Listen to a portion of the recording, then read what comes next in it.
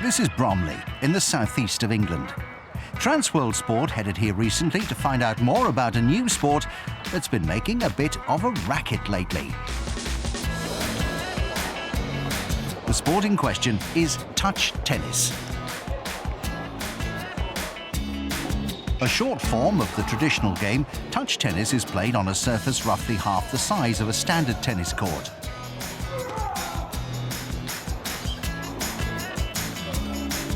A sponge ball and smaller rackets are used, and the emphasis is on placement and technique as opposed to power and strength.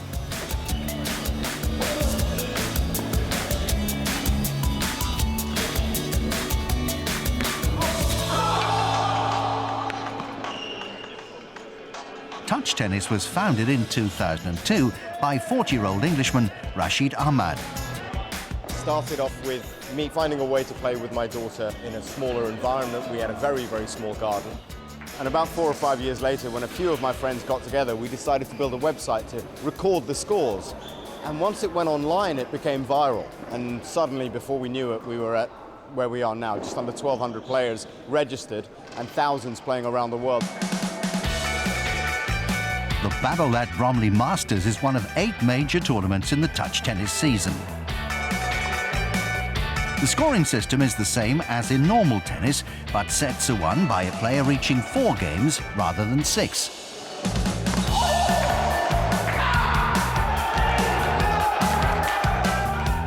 Since he came up with the sport, it's no surprise that in the early years of touch tennis, Rashid was one of the best players. However, as more and more people have taken up this game, that's no longer the case. They call me the GOAT. I've never said it about myself, but they call me the greatest of all time. I was #1 in the world for 5 years, 238 weeks straight without a loss, but that's just my ego. Hopefully. It's a game that I've always been very passionate about. I've never done this for any other reason than how much I like playing it myself. I fancy my chances to get knocked out in the first round. Among the favourites to take home the trophy is 22-year-old Matt Golledge. A tennis coach from Brighton, Gollo has won 5 singles titles and 8 doubles championships since taking up touch tennis in 2009. There's so much banter that goes on tour. It's not as serious as the full-size game. I mean, you can have fun with people while you're on court, and I mean, it's more like a game of chess. There's a lot more to think about, using different spins and stuff. It's a great sport. The current world #1, Golledge, will be looking to extend the lead he has at the top of the standings by clinching the 500 points on offer to the winner of this tournament. It's quite fun. I mean, just to say you're at the top of something. I'd love to stay at #1 for longer. I mean, I've been there since November, December last year, and I'm pretty cemented at the top at the moment, so hopefully take the title today, maybe win a Grand Slam, see what happens.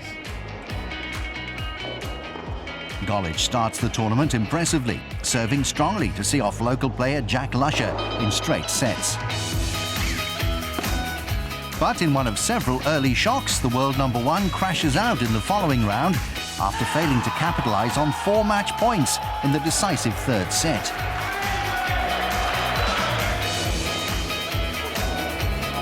Chris Eaton is the man who shows early consistency. Nicknamed the Rifle, Eaton has actually played on the ATP circuit and has competed at Wimbledon. I've had some pretty cool highlights. You know, it's really nice to be able to come and play another racket sport and compete, but not have it as be all or end all. So it's really nice sort of getaway. Eaton's all-round game is faultless in the opening exchanges, and he reaches the quarter-finals without dropping a set. Meanwhile, Rashid Ahmad's run in the competition comes to an end in the last 16, knocked out by Ed Corrie. Here, as at all touch tennis competitions, men compete alongside women, and in Bromley there are overseas players taking part too. The 17-year-old Arnaud de Proust has travelled to the UK from Belgium. Tennis al 12 jaar ongeveer.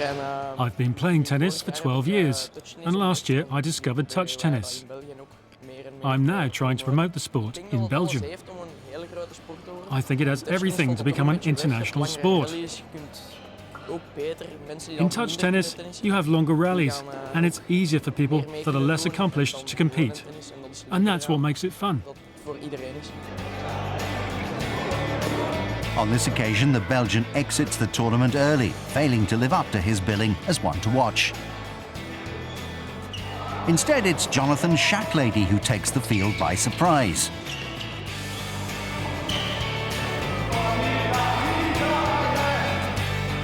The Bolton-based man plays aggressively to reach the semi-finals, where he faces Sean Thornley.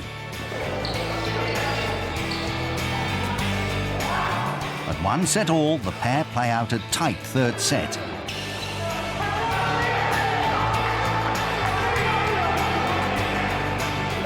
The match goes to a tie-break, and it's Shacklady who comes out on top.